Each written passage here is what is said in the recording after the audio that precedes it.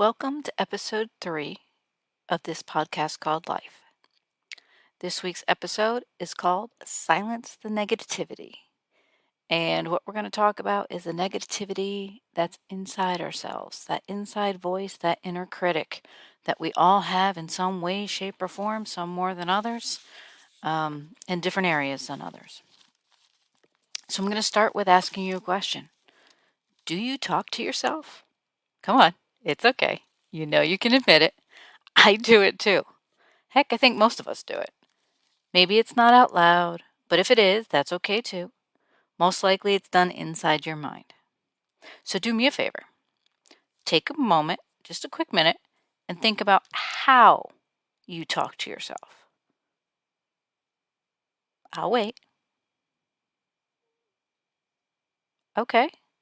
So, how do you talk to yourself? Are you kind and understanding, as you would be to a friend? Or are you fault finding and negative? Sometimes you're a little both. I know I am. This episode is all about negative self talk. The topic has been on my mind for quite some time. And last week, my online church had a service and it was silencing um, the negativity and actually silencing negative thoughts. And it kind of struck a chord in me. And I think it was more of, I took it as being a sign. From what I was thinking for the past couple weeks or so. There's a lot of good points, and I did a little research myself, and of course, I'm going to share some of my stuff, and I wanted to share with you. So, have you ever noticed the bad or the negative thoughts tend to be a lot easier to believe rather than being able to believe that the good or the positive side of things? Why is that? I think a lot of us are in that same boat. If you hear paper rustling, it's my notes. Is your mind on a negative loop? Let's just say money. I'm always going to struggle. Or relationships. I can't trust anyone or I'll never find someone. I know I found myself saying the second of the two about the relationships. If you do something wrong, do you tell yourself you're an idiot, you're stupid, you're always going to mess up? Why do we do that negative talk thing? I mean, really, if anyone is going to speak positively to us, shouldn't it be ourselves? So what you say to yourself matters more than you actually realize. The Bible covers this in the book of Proverbs, chapter 4, verses 23. And be careful how you think. Your life is shaped by your thoughts. So what you think is actually shaping your life. What you think or how you think is shaping the decisions that you make in your life, determining whether you go the positive route or the negative route or the better route or the not so better route. Psychologists call it the law of cognition. And basically what that means, because of course I had to look it up. I don't remember that from my psych class, but I'm sure it was in there. What you think impacts what you believe. Okay, so work with me here. What you think impacts what you believe. What you believe impacts how you feel. How you feel impacts what you do and the choices that you make. Deep, right? All right, so this is a common phenomenon. Did you know that women put themselves down 1,460 times each year? That's mind-blowing to me. That's about 4 negative thoughts every day. Now, that's not to say that men don't fall into the negativity trap as well. Their numbers are a little lower. It's 1,095 every year. We tend to be, and I've said this over the years a lot, we are our own worst judge or our own worst critic. from looks to weight to hair to skin to management of money to relationships, everything. I mean, think about it. How many of you have said any of these following things to yourself? I'm ugly. I'm fat. I'm not pretty. I'm not worthy of this. I'm so stupid. I'm never going to get this right. Nobody cares what I think. Nobody cares what I have to say. I don't really deserve that new job, or there are others better than me for that job. I'll never get ahead. I will always struggle with money. I mean, the list can go on and on and on. Your life tends to follow the direction of your strongest thoughts. And I fall into this trap too. I'm not saying that I am reformed, because I'm not. I've gotten better at this, but I still have my negative inner critic as well. So I'm going to repeat that. Your life tends to follow the direction of your strongest thoughts. This is profound. I mean, so really think about this. No one is more influential in your life than you, because no one talks to you more than you do. Okay, mind blown. And that's a quote from Dr. Paul David Tripp, who's a pastor and author. All right, so it's a known, I'll say a known fact, but it's so true that we are always dialoguing with ourselves, that internal dialogue. How many times, I know I have done this, had an inner dialogue with yourself of how you think a conversation's going to go, and you've not even spoken to the person that you're having this inner pretend conversation with. So then when you go there, you go either all happy or all mad or all sad. You go to have the conversation, and it turns out totally different. We have hyped ourselves, psyched ourselves up for this. It's crazy. The inner dialoguing goes on for all of us. Many of us, though, are talking ourselves into a life that we hate, or we're not content with. Maybe hate's a strong word. Here's a strange fact for you. Did you know that as humans, of which of course we are, unless there's a couple aliens out there, we have a whopping 60,000 thoughts every single day? Now, I'm not about to count it, and I don't know who the person was that actually had that job of counting it, but I'm gonna go with it. In a world where every topic matters, think of all the hashtags out there. Let's add thoughts matter to that list, because they do. Research has proven that positive self-talk can improve your mood, boost productivity, and even increase self-respect.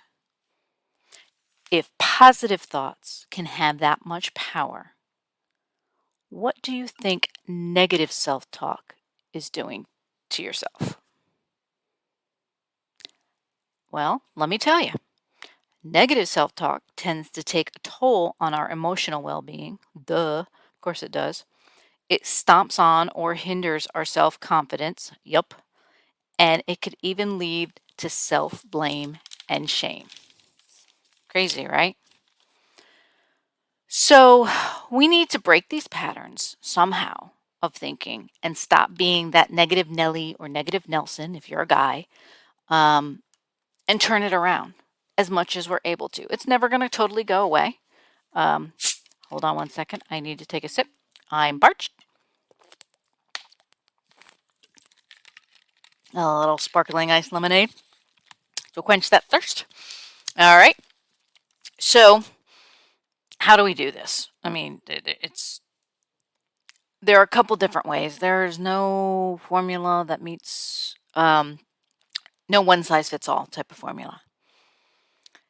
But did you know that you, and only you, and for me and only I, have actual power over our thoughts? I mean, that's right. I mean, think about it. You can actually choose what you think about, and what you think about determines how you live. So if you are not happy with how things are going, What are you doing to change that? What are you doing to um, change the negative thoughts, the negative critic, the inside critic that you have going on? There is so much, we're surrounded by negativity. Let me just start right there. Um, there's so much negativity out there, and we're engulfed by it. We have friends that are negative, online negative, news is negative, music lyrics that we listen to over and over again, which are angry or negative, shows that we watch, social media. Oh my gosh, social media. The negativity out there is disgusting. Um, that we consume, it makes us feel left out or jealous or angry or less than. Um, all right, this one's going to be a hard one for some people. Friends. I'm going to put quotes, air quotes around that term friends. People that you surround yourself with are negative. You know it's out there. You know they're there.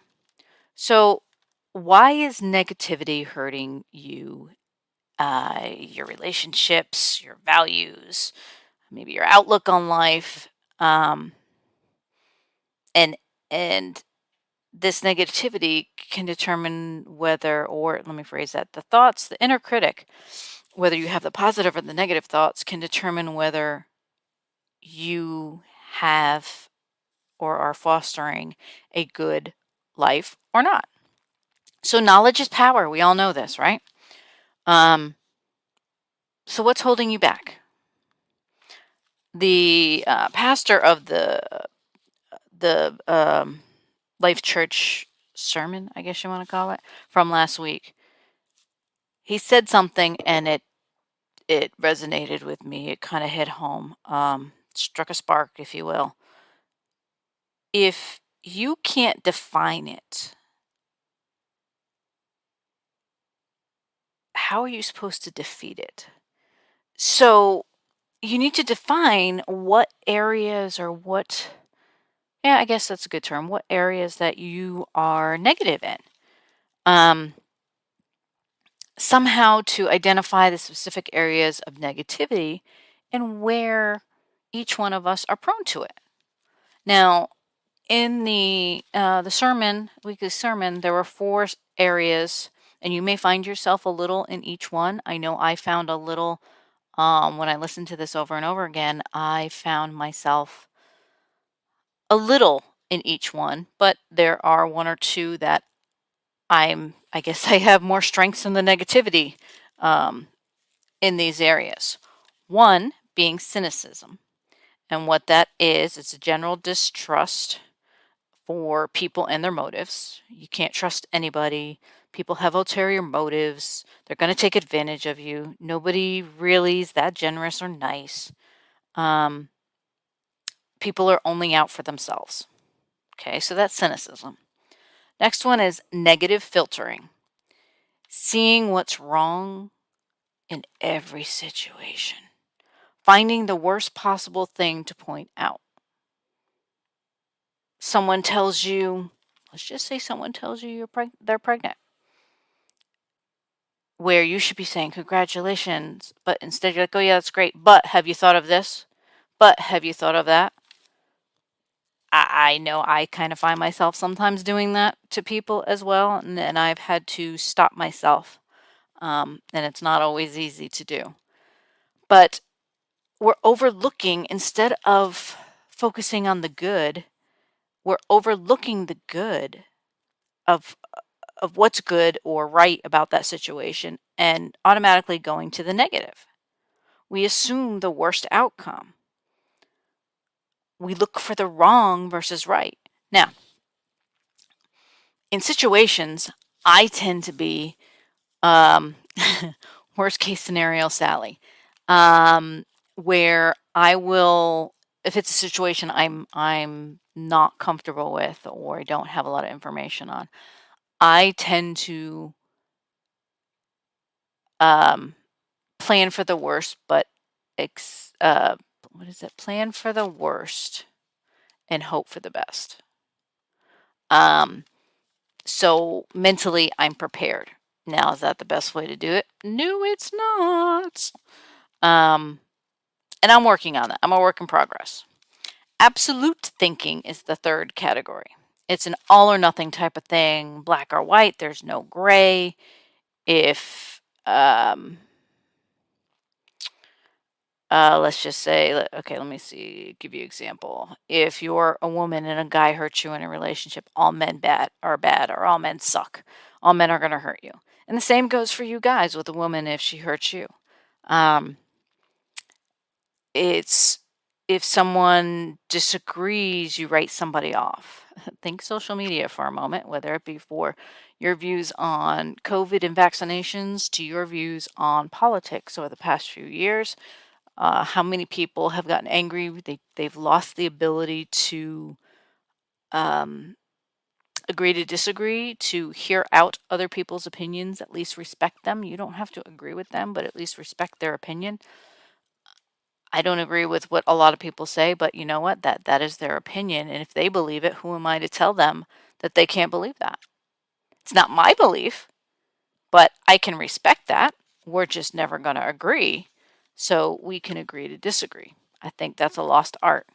And then the fourth one is blaming, believing that you are always a victim. And I know quite a few people like this. Woe is me.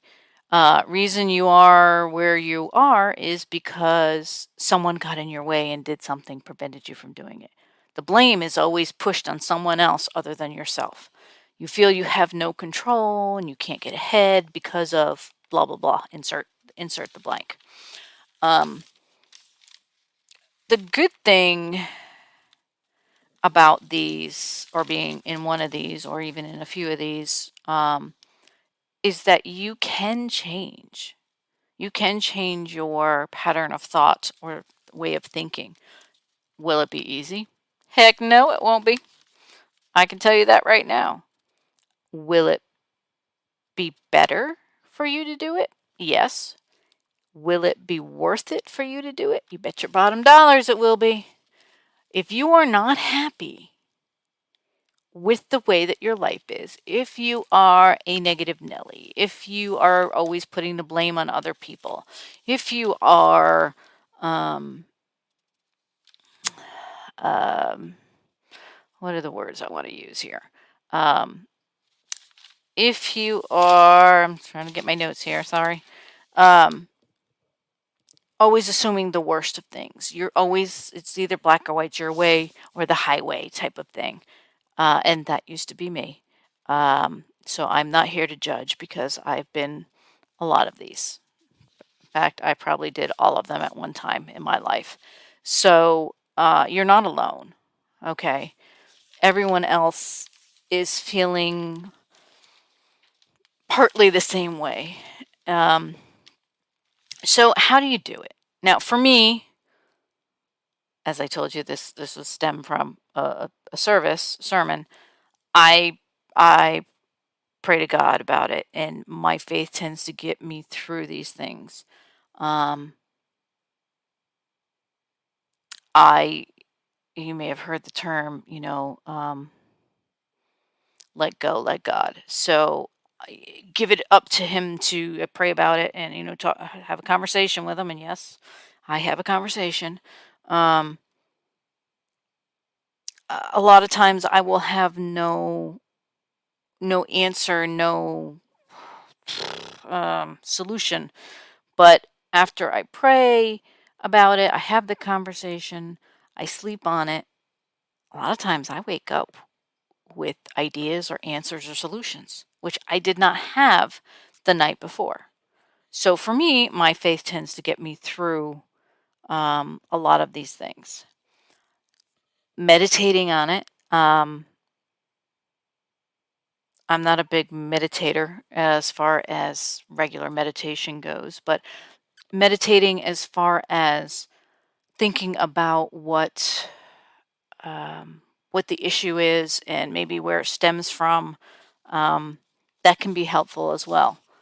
And take notes. I'm not a journaler. I always try out. I get all these neat, pretty little notebooks, and it never ends up continuing. But some people, the journaling works, so that may be an option for you.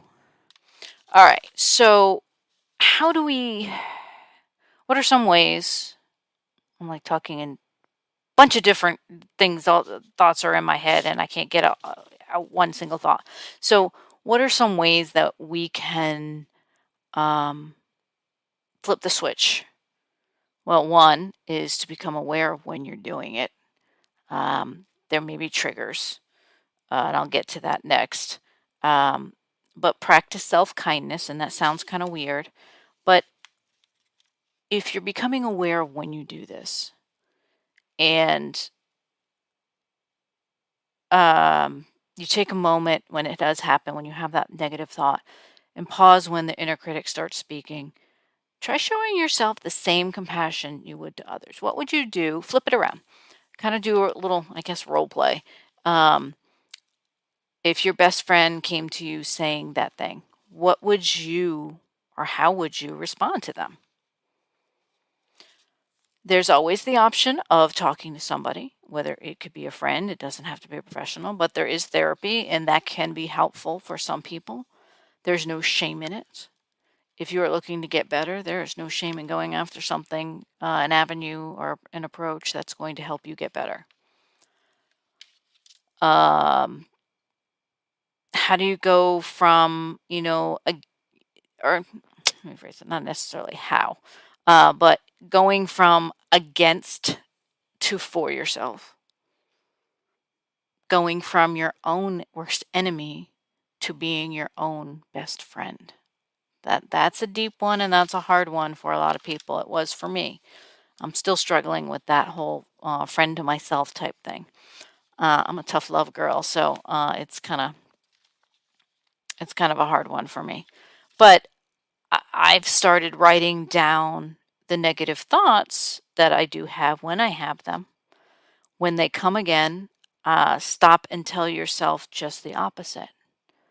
Um, you have people that will, I guess that's very similar to the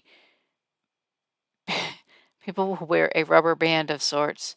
And if, let's just say, they're trying to stop, I don't know, peeling their nails, and they notice themselves peeling their nails, they'll snap themselves with the rubber band. Kind of like pain reactor going to the brain saying, no, no, no, this is bad. So, kind of the same thing, but writing it down. The pen is mightier than the sword in this respect, or the elastic band. Write it down, the negative thoughts that you have, and keep reviewing it. And when you notice yourself doing that, flip it around. Tell yourself the opposite. Be aware of your triggers for negativity. So, are there certain times or certain events where you find yourself increasing the negative talk, or the inner critic comes out a little bit more after certain events or certain times of the year, even maybe? Um, Heck, after you even hang out or spend time with certain people, even if they are your air quotes friends, do you find yourself being more critical of yourself inside? Is that inner critic coming out and getting a little out of control? For me, humor is a big thing. Humor and prayer, that's my thing. Yes, some people call it a deflection, but humor helps um, me cope with things a lot of times, and that's my way. Um, of course, and then I pray and give it to God, let Him figure out, and that has helped me considerable amounts. But we need to stop the negativity. It's there's enough crap in this world that we have to deal with. Do we really need to be negative to ourselves as well? Um, I tell you to just stop thinking about what other people care, but you know what? That's easier said than done. And I can't even do that at times. I try and it doesn't always work. So, um,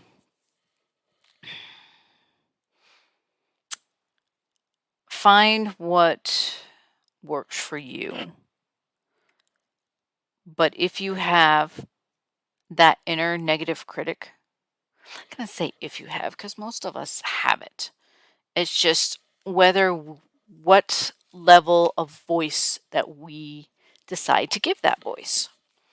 What sound volume, what importance, what priority that we give that inner voice. And somewhere along the line,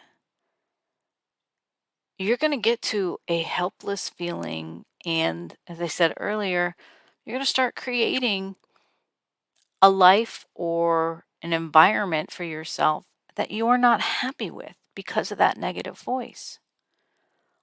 Life is too short to be negative and angry and mean.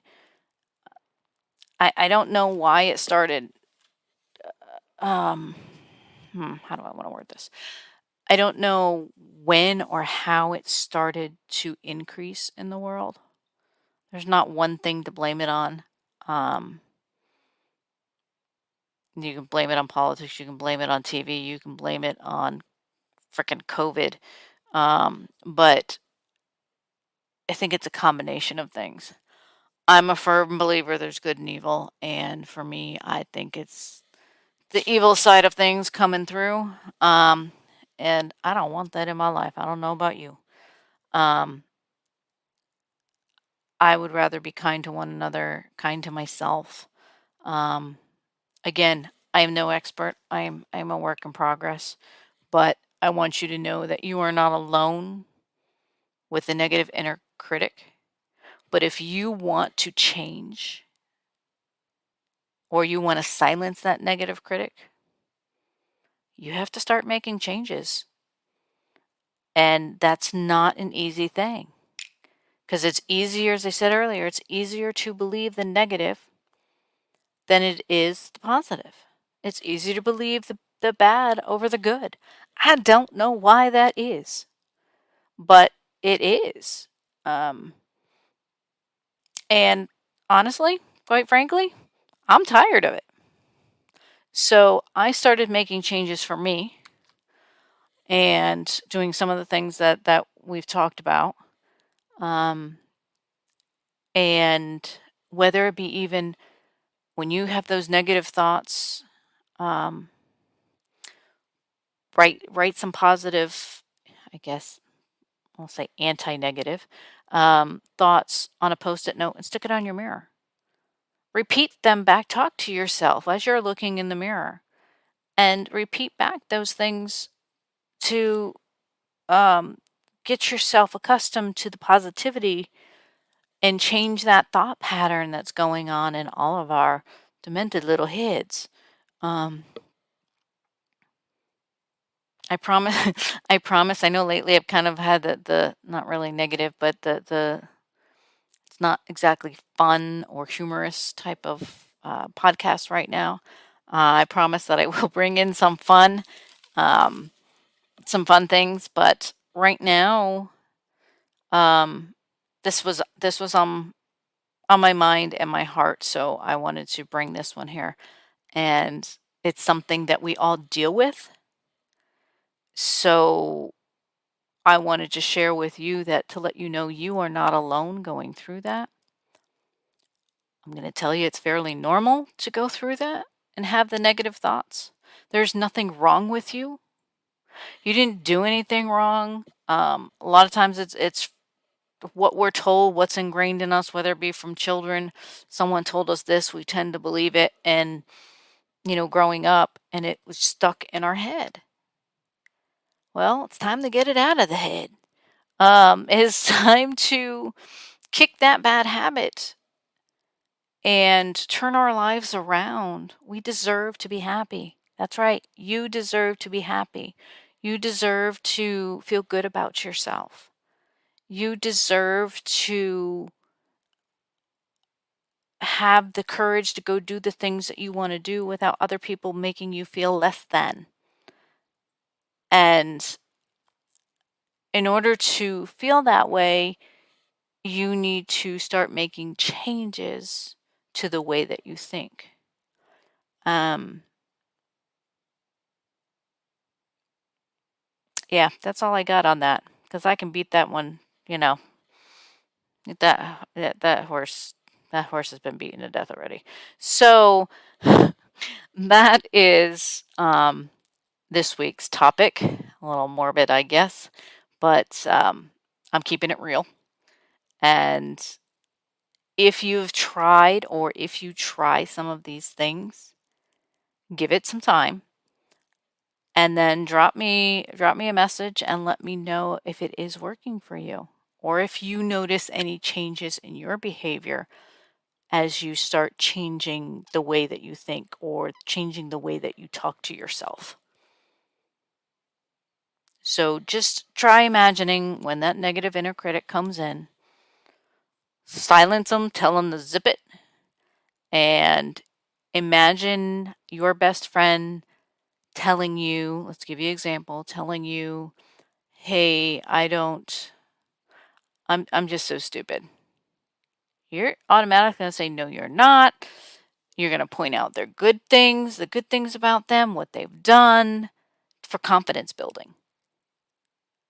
We need to start doing that to ourselves. Having others, dependent on others to do it for us, it's not going to work. So you kind of have to be your own superhero and rescue yourself. And like I said, therapy or talking to somebody is always an option. There is no shame in that. Sometimes it helps to talk to somebody and hear yourself saying it out loud. And you're like, oh, yeah. And it clicks. So if you feel that you need to talk to someone, by all means, don't be ashamed. There's no shame in it. Talk to somebody. And until then, let's all try to silence those inner critics that we all have. Thank you for tuning in. And I'm hoping to get on a better schedule time-wise of episodes. But for now, this is episode number 3. Thank you for tuning in. Thank you for listening. And I hope to hear from some of you on how this is working. Until then, I will see you next episode of this podcast called Life.